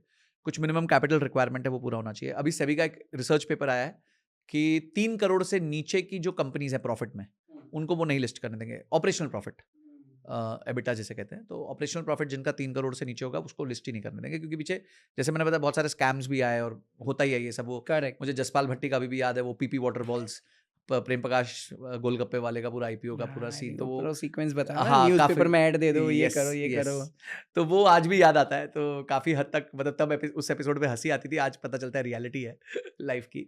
सो आई थिंक वो थोड़ा सा ध्यान देना है एज अ फाउंडर। और मेरे को लगता है ऑनेस्टली अगर आप लेके आएंगे, जैसे हमारे आचार्य मनीष ग्रोवर जी लेके आए थे, honest company, honest business, doing very well, 11 crore का पैट कर रही है, 200 करोड़ पे लिस्ट हुई, उसके बाद आज जाके 4000 करोड़ की हो गई है, वो अभी भी एसएमई कंपनी है। Till now it's on the SME board, because SME board में मिनिमम 3 साल रहना पड़ता है, फिर आप मेन बोर्ड पे जाते हो, वो अगले साल मेन बोर्ड पे जाएंगे। पर आज ही उन्होंने बिजनेस को इतना जबरदस्त रोबस्ट कर लिया है कि उनकी ग्रोथ बहुत सिग्निफिकेंट हो गई। तो ऐसी कंपनीज जो है, अच्छे फाउंडर्स जो हैं, वो बहुत अच्छा वेल्थ बना सकते हैं। या तो आप गेट रिच क्विक कोशिश कर सकते हो कि भाई फटाफट कंपनी में 10-15 करोड़ आ जाए और मैं उसको लेके एक रोल्स रॉयस खरीद लूँ, एक बंगला खरीद लूँ और इन्वेस्टर के भाड़ में। अब ऐसा हो नहीं सकता, आपको हर महीने पर, हर हाफ ईयर में परफॉर्मेंस देनी है। और अगर आप long term wealth creation as a founder देखते हो कि यार मैंने बहुत मेहनत से बिजनेस बनाया था, इसको और आगे लेके जाता हूँ, थोड़ा कैपिटल आएगा तो मैं एक्सपैंड कर पाऊंगा, उधार अपने चुका पाऊंगा और अपने बिजनेस को आगे बढ़ा पाऊंगा, तो आपको एक बहुत अच्छी वैल्यू आगे जाके मिल सकती है। Amazing amazing. फाइनेंशियल इंडिपेंडेंस जब सोचते हैं कोई पर्सन करने के लिए, तो उसमें क्या मेजर 3 गलतियां करते हैं? देखिए, फाइनेंशियल इंडिपेंडेंस को सबसे पहले आप ये चेक करिए कि, गलतियों से बात करूं ना, हाँ। सॉरी, पहली गलती ये है कि फाइनेंशियल इंडिपेंडेंस लोग अपने इनकम से मेजर करते हैं। फाइनेंशियल इंडिपेंडेंस इनकम से नहीं, एक्सपेंस से मेजर होती है। तो आपका एक्सपेंस कितना आप कंट्रोल में रखोगे, उतना जल्दी आप फाइनेंशियल इंडिपेंडेंस अचीव कर सकते हैं। अगर आपके उल जलूल खर्चे हैं, तो आप महीने का 10 लाख भी कमाओगे ना, तो भी आप फाइनेंशियल इंडिपेंडेंट नहीं हो पाओगे। पर अगर आप कंट्रोल्ड हो, तो महीने का 1 लाख रुपए कमाओगे तो भी आप फाइनेंशियल इंडिपेंडेंट हो पाओगे। तो आपके खर्चे अगर नियमित है, कंसोलिडेटेड है, तो पहली चीज यही है कि रेवेन्यू नहीं, कॉस्ट पे फोकस कीजिए। सेकंड है, लोग फाइनेंशियल फ्रीडम इमीडिएटली चाहते हैं। इमीडिएटली वो नहीं होगा। एक कोई भी व्यक्ति अगर आज काम चालू कर रहा है, तो उसको 10 से 15 साल लगेंगे एक मीनिंगफुल लाइफ और मीनिंगफुल फाइनेंस बनाने के लिए। अगर वो नौकरी कर रहा है, बिजनेस कर रहा है, तो हो सकता है अगर वो अच्छा बिजनेस कर ले तो 7-8 साल में, 10 साल में वो अचीव कर ले। बट 15 साल होराइजन लेके मिनिमम चलना पड़ेगा, उससे नीचे काम नहीं होगा। और तीसरी चीज ये है कि लोगों को फाइनेंशियली फ्री होने के बाद का पर्पस नहीं पता। उन्हें सिर्फ फाइनेंशियली फ्री होना है। पर्पस क्या है, क्यों फाइनेंशियली फ्री होना है, ये नहीं पता। They don't know the why, and because they don't know the why, by the time they reach there, they feel very hollow, empty, कि यार मैं करूंगा क्या, चल मैं नौकरी कंटिन्यू करता हूं। तो एक वाई बहुत इंपॉर्टेंट है। जैसे मेरा वाई था कि मैं लोगों को एजुकेट करना चाहता था फाइनेंस के अराउंड, और बहुत टाइम से करना चाहता था। तो मेरा वाई क्लियर था, इसलिए मैंने अगले दिन से वाई पे फोकस कर लिया। हाँ, पहले 6 महीने मेरी कोई कमाई नहीं हुई आफ्टर लिविंग माई जॉब, और मतलब ऐसे कोई मेरे पास कैश फ्लो नहीं था, बट उसमें को हर्ट नहीं किया, बिकॉज मैं फाइनेंशियली फ्री था, तो मैं बिल्ड कर पाया। सो मैं कहता हूं हमेशा कि आप लाइफ में 2 बार अपने पर्पस को जी सकते हो। One when you have nothing to lose, and one when you have so much that you can not lose everything. तो फाइनेंशियल फ्रीडम वो वाली स्टेज है जब आप ये कर सकते हो achieve. So true. Life time अगर मैं एक ही इनकम पे डिपेंड रहूं, तो क्या ये गलती है? वॉरेन बुफे कहते हैं कि if you are dependent on one source of income, you are one step away from poverty. तो अब इससे ज़्यादा मेरे पास तो कोई आंसर बचा नहीं देने को, बिकॉज जब गुरु श्री वॉरेन बुफे ने ये बोला है, तो फिर then it's a meaningful statement. True true. Sir, अगर हमें रिलायंस और अडानी, ये 2 जन के पास से कोई अगर मेजर लर्निंग लेनी हो, तो कौन सी लर्निंग ले सकते हैं अपने बिजनेस के लिए? देखिए, अगर आप एक बिजनेसमैन हैं, तो रिलायंस और अडानी के प्रोसेसेस सीखने बहुत ज़रूरी हैं। जैसे रिलायंस के केस में वो परचेज कैसे करते हैं, या फिर इवन अडानीज के केस में वो परचेज कैसे करते हैं। तो they work on a system called BOM, bills of material. तो बिल्स ऑफ मटीरियल में वो क्या करेंगे, जो भी चीज़ वो खरीदते हैं, उनकी टीम पूरी उसकी तहस नहस कर देगी। अगर वो फ़ोन खरीदेंगे, तो फ़ोन के सारे पार्ट्स को अलग कर देंगे, उसका प्लास्टिक, उसका रबड़, उसके चिप्स, उसके कॉपर वायर, उसका सब कुछ जो फ़ोन के अंदर है, सबको एकदम डिसमेंटल करेंगे। एक एक चीज़ की कॉस्टिंग लेंगे, और उसके बाद देखेंगे कंसोलिडेटेड ये फोन कितने का बनना चाहिए, और एंड में अपने उसको बुलाएंगे, वेंडर को बोलेंगे देख भाई ये सब करके ये फोन बनता है 1,500 रुपए में, तू एक काम कर अपनी 7% का मेहनताना रख, 10% का मेहनताना रख और हमारे को 1650 में दे दे, बट हमारे को 1 करोड़ पीस चाहिए। तो वो वॉल्यूम्स पे खेलते हैं, तो वो अपने वेंडर को भी जीने देते हैं, ऐसा नहीं है वेंडर को खत्म कर देते हैं, वेंडर को भी जीने देते हैं, but they are very clear कि they want everything dirt cheap. Correct. तो क्योंकि क्या है, जब आप खरीदोगे सस्ता ना तब आप बेचोगे सस्ता, और जब आप बेचोगे सस्ता आप मार्केट को डिसरप्ट कर दोगे। तो इसे हम कहते हैं कॉग्स ऑफ कॉग्स थियरी। एक होता है कॉग्स यानी कि कॉस्ट ऑफ गुड्स सोल्ड, एक होता है कॉग्स ऑफ कॉग्स यानी कि जो चीज आप बेच रहे हो उसके रॉ मटेरियल की कॉस्ट क्या है। तो जो लोग जितनी बार कॉग्स ऑफ कॉग्स में जाते हैं उतना वो डिसरप्शन लेके आते हैं। जैसे अडानीज के केस में ये कहा जाता है कि जिस वेंडर को वो अपना काम आउटसोर्स करते हैं, समझो उनको एक बड़ा पैकेज मिला, उन्होंने 6 लोगों को दे दिया। अब कोई भी बिजनेसमैन को लगा ठीक है यार 6 लोगों को दे दिया, वो लोग करेंगे ना, उनका एक बंदा उसके साथ बैठेगा, आपके वेंडर के साथ। अब वो वेंडर एक और सब वेंडर लेता है तो अडानी का बंदा उसके साथ बैठेगा, तो ऐसे वो L6 तक जाते हैं। अगर समझो कोई सप्लायर वियतनाम में बैठा है तो वहां पे अडानी का बंदा बैठेगा, क्योंकि उसको पता है वहां से डिले हुआ तो प्रोजेक्ट में डिले हुआ, प्रोजेक्ट में डिले हुआ तो कॉस्ट बढ़ेगी तो मेरे पे एलडीज भी लगेंगे और मेरा प्रोजेक्ट वायबल नहीं रहेगा। तो इस तरीके से वो लोग ऑपरेट करते हैं, उनके सिस्टम्स बहुत स्ट्रांग है और इसलिए वो जहां है वहां है, ऐसे मस्त, मतलब इट्स, ये तुक्का नहीं है, एक तरीका है। अगले 30 दिन में मुझे अगर 9 लाख रुपए कमाने हो तो कैसे कर सकते हैं? मेरी वीडियो देख सकते हैं। नहीं मतलब क्या किया था वैसा? देखिए उसमें एक चीज, मेरा कैपिटल बहुत बड़ा था तो इट वाज अराउंड 1 करोड़ रुपए and that month was a very good month because it was a flat month. पता नहीं, मेरे को ऐसा लगता है वो वीडियो डालने के बाद कोई महीना आया ही नहीं जब मैंने 9 लाख रुपए फिर से उस स्ट्रैटेजी बनाया। हाँ 5 लाख 6 लाख 3 लाख 2 लाख वो सब बनता रहता है, बट वो उतना बड़ा क्वांटम नहीं बन पाया फिर से कभी। Maybe I will get another month later in the year या कभी मिलेगा, तो वो हमारा जैकपॉट मंथ था और हमने अपनी स्ट्रैटेजी को इस्तेमाल किया और उस स्ट्रैटेजी से हमने बहुत जबरदस्त पैसा कमाया उस महीने में। वही स्ट्रैटेजी थी। देखिए स्ट्रैटेजी तो हम जब आप एक ही स्ट्रैटेजी पे वर्क करते रहते हैं ना तो कोई कुछ महीने आते हैं आपकी लाइफ में जो आपको बम्पर रिटर्न्स देके जाते हैं, कुछ महीने आएंगे जहां कम भी हो, पर सालाना रिटर्न्स जब हम देखते हैं तब भी हम 18 से लेके 25% के आसपास का रिटर्न बनाते हैं उस स्ट्रैटेजी से, जो मुझे लगता है कि रीजनेबली ओके रिटर्न है। अब देखो उससे ज्यादा लालच करना मेरे को लगता है उससे फिर आप ऑप्शंस में पैसा बना नहीं पाओगे। एक तो आप ऑप्शंस में पैसा बना रहे हो, ये बहुत बड़ी बात है अपने आप में। सही है, सही है। पैसिव इनकम कैसे बनाई जाती है? 2 तरीके से, आपके या तो अपने स्किल से या आप अपने फाइनेंस से। तो अगर आपके पास पैसे नहीं है तो अपनी स्किल्स को फोकस कीजिए, अपने आप को लिस्ट कीजिए, अपने आप को मोनेटाइज करना सीखिए, अपने आप को मार्केट करना सीखिए। ये मत बोलिए कि मुझे तो आता नहीं है, ये बहुत लो मानसिकता का स्टेटमेंट है। आप अपने आप को मार्केटिंग करना सीखिए, डिजिटल जाइए। कुछ लोग गाली भी देंगे, इट्स ओके, नो प्रॉब्लम। अपने आप को इम्प्रूव करते रहिए क्योंकि आप सबको कंट्रोल नहीं कर सकते। करेक्ट। और अगर आपके पास पैसा है तो पैसे के लिए आपके पास बहुत सारे इंस्ट्रूमेंट्स हैं। जैसे आपके पास एफडीज हैं, एफडी के अलावा आपके पास कॉर्पोरेट एफडीज हैं जहाँ ज़्यादा ब्याज मिल जाता है। उसके अलावा P2P लेंडिंग के बहुत सारे प्लेटफॉर्म्स हैं। आप प्रॉपर्टी लेके रेंटल ले सकते हैं। तो बहुत सारे ऐसे तरीके हैं जिससे आप अपने लिए पैसिव इनकम इसमें क्रिएट कर सकते हैं, जनरेट कर सकते हैं। SWP से रिटायरमेंट प्लानिंग क्या सही में पॉसिबल है? बिल्कुल पॉसिबल है। मैं आपको एक उदाहरण देता हूँ। मेरे एक फ्रेंड के फादर 2014 में रिटायर हुए। उनके पास 1 करोड़ का कॉर्पस था। उन्होंने उस कॉर्पस को एक म्यूचुअल फंड में डाला, उसमें से 50,000 रुपये महीना विड्रॉ करना चालू किया। हर साल उसको 7% बढ़ाया। 10 साल से ये चल रहा है। कट टू टुडे 2024, आज वो उसमें से 1 लाख रुपया महीना विड्रॉ कर रहे हैं। 80 लाख रुपए विड्रॉ कर चुके हैं और अभी उनके कॉर्पस में 2.75 करोड़ रुपीस पड़ा हुआ है। तो 1 करोड़ बन गया 3.25 करोड़ प्लस 80 लाख विड्रॉ हो चुका है और अभी महीने का 1 लाख रुपए विड्रॉ हो रहा है। तो बिल्कुल रिटायरमेंट प्लानिंग पॉसिबल है, मेरी आंखों के सामने की कहानी है। टॉप 5 म्यूचुअल फंड जो आप रेकमेंड करना चाहोगे? आप कोई भी फिल्टर अपनी वेबसाइट्स पे जा सकते हैं, जो भी ब्रोकर ऐप्स हैं, और उसमें जाके फिल्टर्स लगा सकते हैं। मैं आपको सिंपल तरीका बताता हूँ, don't look at 1 year returns. 1 year returns से आप गलत म्यूचुअल फंड सेलेक्ट कर बैठोगे, ठीक है। एक कोई भी म्यूचुअल फंड जो आप सेलेक्ट करते हो उसकी लाइफ मिनिमम 3 साल की होनी चाहिए। 3 साल में परफॉर्मेंस का पता चलता है। सेकंड है उसका expense ratio as low as possible होना चाहिए। इंडेक्स फंड्स में एक्सपेंस रेशियो सबसे कम होता है।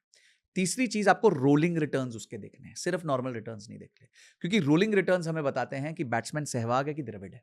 सहवाग क्या करता है, सहवाग ने भी उतने ही रन बनाए जितने द्रविड़ ने बनाए, पर सहवाग कभी 20 पे आउट हो जाता है, कभी 100 बनाता है, कभी 200 भी बनाता है। द्रविड़ हर बार 40-50-60, 40-50-60। तो हमें कंसिस्टेंट प्लेयर चाहिए, क्योंकि हमें टेस्ट मैच का प्लेयर चाहिए, लंबा प्लेयर चाहिए। तो रोलिंग रिटर्न्स आपको चेक करने हैं, रोलिंग रिटर्न्स आपके अच्छे होने चाहिए। और उसके अलावा एंड में आपका ड्रॉडाउन रेशियो सबसे कम होना चाहिए। ड्रॉडाउन का मतलब होता है कि जब मार्केट गिरी थी तो ये फंड कितना गिरा था। कई फंड्स जो रिस्की फंड्स होते हैं वो 50-50% भी गिर जाते हैं। तो अगर आप में क्षमता नहीं है 50% का रिस्क ड्रॉडाउन देखने की, तो आप उन फंड से दूर रहिए। ड्रॉडाउन देख लीजिए, किसी का 10% है, किसी का 20% है, वहां तक सीमित है। तो इस तरीके से आप अपना बास्केट चूज कीजिए टॉप 5 म्यूचुअल फंड्स का। Amazing amazing. ईटीएफ्स होते क्या हैं और वो म्यूचुअल फंड से कैसे बेहतर है? ETF बेसिकली म्यूचुअल फंड है जो ट्रेड हो सकता है। जब हम म्यूचुअल फंड की बात करते हैं तो म्यूचुअल फंड में आपके पास ETF वो म्यूचुअल फंड है जो ट्रेड हो सकता है। तो ETF भी एक बास्केट है, म्यूचुअल फंड भी एक बास्केट है। म्यूचुअल फंड में आप दिन के दौरान ट्रेडिंग नहीं कर सकते, आपको ऑर्डर प्लेस करना पड़ता है। तो आपको या तो उस दिन का या अगले दिन का NAV मिलता है। जबकि अगर आपका 12:30 बजे मन किया है कि आपको निफ्टी 50 का इंडेक्स खरीदना है, तो वो सिर्फ और सिर्फ आप ETF के माध्यम से खरीद सकते हैं। तो ETF is for active investment and mutual fund is for passive investment.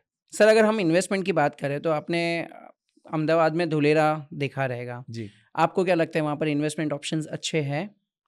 देखिए अगेन मैंने रियल एस्टेट का आपको थंब रूल बता दिया। एक तो लंबे समय के लिए निवेश करें, बिकॉज रियल एस्टेट में ओवरनाइट कुछ नहीं होता। कोई भी सिटी, धुलेरा या कोई भी सिटी हो, वो डेवलप होने में उसको समय लगता ही लगता है। तो वो समय लगेगा, पॉइंट नंबर 1। पॉइंट नंबर 2 आप ये देखिए उसका अडॉप्शन क्या है, यानी कि वहाँ पे क्या लोग बसावट करने धीरे धीरे आ रहे हैं, उसको यूज कर, क्योंकि कोई भी चीज़ की वैल्यू उसके यूजेज से होती है, सिर्फ बनने से नहीं होती। कोई मॉल है, 2 मॉल अगल बगल में, एक में कोई जा रहा नहीं है, एक में सब लोग जा रहे हैं, तो जिसमें जा रहे हैं उसकी वैल्यू ज़्यादा हो जाती है। तो अगर उस जगह का अडॉप्शन आ रहा है, लोग वहाँ पे आके रिहाइश कर रहे हैं, तो धीरे धीरे उस जगह में ताकत आ जाएगी और उसमें रिटर्न्स बेहतर हो जाएंगे। तो ढोलेरा क्योंकि अहमदाबाद के पास भी है और एक मतलब मैंने नोटिस किया कि वहाँ पे गवर्नमेंट का भी बहुत फोकस है, मोदी जी का पर्सनल खुद का फोकस है। जैसे मोदी जी का पिछला गिफ्ट सिटी था, ड्रीम फोकस, हाँ। उन्होंने बहुत अच्छे से उसको डेवलप करवाया।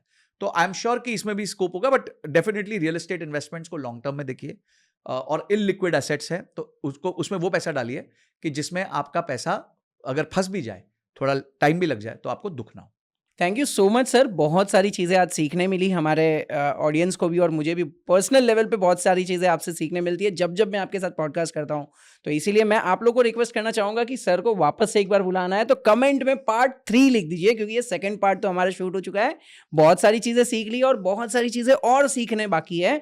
तो मुझे कमेंट में बताइए क्या टॉपिक आप सीखना चाहते हो सर के पास, and I assure you sir please आप आइएगा थर्ड टाइम भी हमारे पॉडकास्ट पे। एब्सोल्युटली विरल भाई, आपके साथ आना हमेशा एक बहुत बड़ा प्लेजर होता है।